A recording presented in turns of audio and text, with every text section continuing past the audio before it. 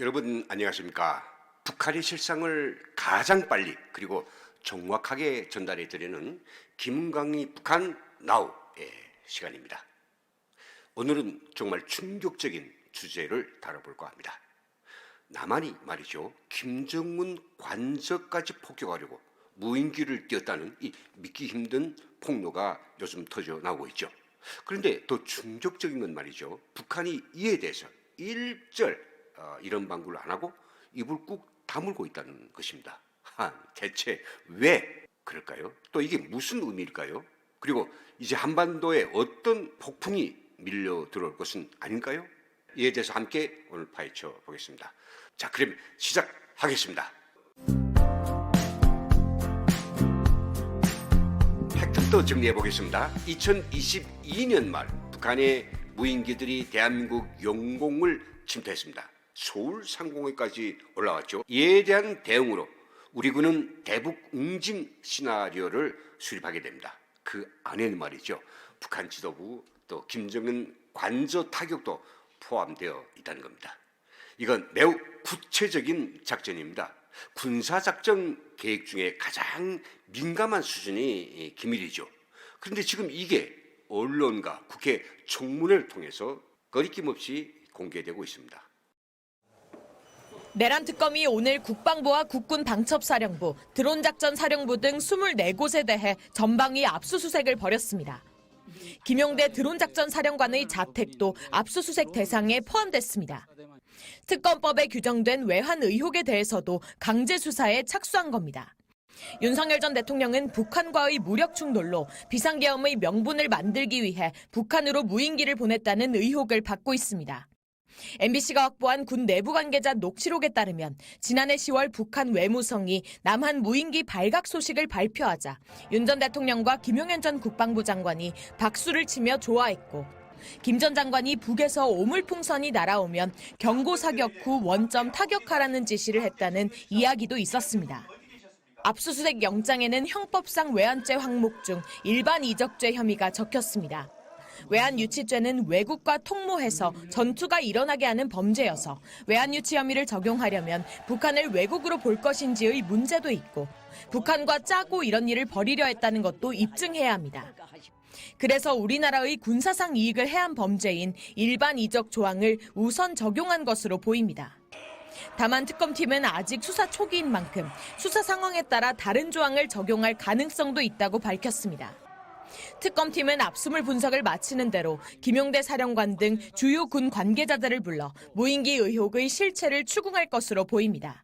MBC 뉴스 구나연입니다. 그리고 누구도 그게 위험하다고 말하지 않습니다. 이렇게 해도 정말 진짜 괜찮은 겁니까? 군이 작전 계획이 정치 싸움에 이용되고 적국인 김정은은 그것을 TV 보도나 뉴스로 보게 되는 상황. 이건 국가안보의 총체적 난맥상이 아닐까요? 작전이 노출되면 그 작전은 무용지물입니다. 근데 그 작전을 우리가 스스로 까발리고 있어요. 그것도 대북 억제력의 핵심이고, 또 북한에게 우리를 공격할 수 있는 충분한 빌미를 줄 수 있는 북한 지도부 타격 계획까지 말입니다.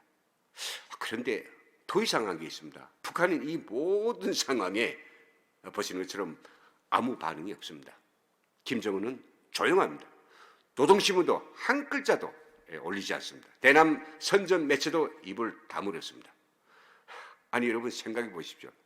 김정은이 당장 암살당할 수도 있다는 그런 계획이 드러났는데 북한이 최고 존엄을 그처럼 귀중히 여긴다는, 생명처럼 귀중히 여긴다는 북한이 조용하다.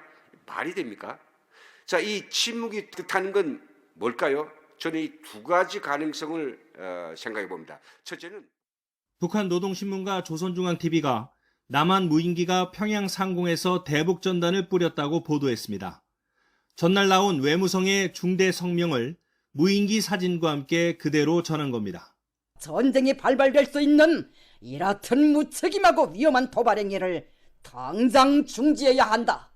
북한이 대외 매체를 통해 대북전단 문제를 언급한 적은 있지만 일반 주민들도 볼 수 있는 대내 매체를 통해 보도한 건 매우 이례적입니다. 특히 북한이 주장한 무인기 포착 지점은 김정은 집무실이 있는 평양의 핵심 지역이라서 더욱 그렇습니다. 이 때문에 북한이 김정은 국무위원장이 제기한 적대적 두 국가 관계를 주민들에게 강하게 인식시키기 위해 남한 무인기에 평양 상공이 뚫렸다는 식으로 여론전을 펼쳤다는 분석도 나오고 있습니다. 남과 북은 다른 길이고 지금 전쟁 관계고 호전적인 대한민국의 공세 주민들에게 알림으로써 체제 결속을 도모하고 전시 분위기를 강조하려는 그런 의도로 보여집니다. 우리 정부의 공식 입장은 확인 불가입니다. 전략적 모호성을 택한 건데 북한의 자작극이거나 북한 반정권 세력의 소행 또는 탈북민 단체의 실행 가능성을 모두 열어두면서 북한의 혼선을 주려는 의도로 분석됩니다.